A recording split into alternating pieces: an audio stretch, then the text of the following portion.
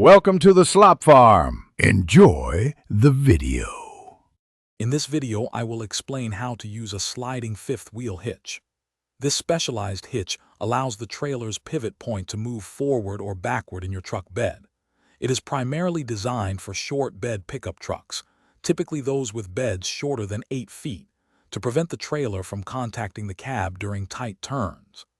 Understanding its operation is crucial for safe and efficient towing, especially when maneuvering in confined spaces or making sharp turns.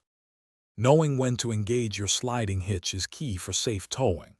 You should slide the hitch rearward when making sharp turns, backing into a spot, or navigating tight areas. This action provides up to 10 inches of extra clearance between your truck's cab and the trailer, preventing potential damage.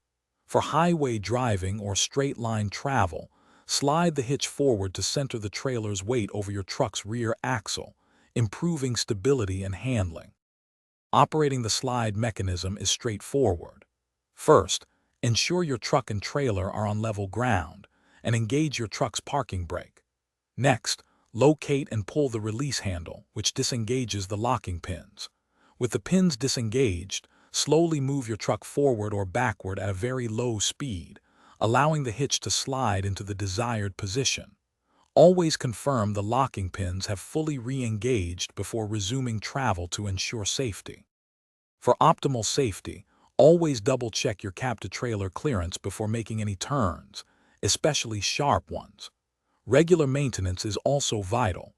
Lubricate the slide rails and locking pins every few months or, as recommended by the manufacturer, to ensure smooth operation. Before each trip, visually inspect your hitch for any signs of wear, damage, or loose components. Practicing the sliding procedure in a safe, open area will build your confidence and proficiency. Thanks for watching. Consider subscribing if we helped you today.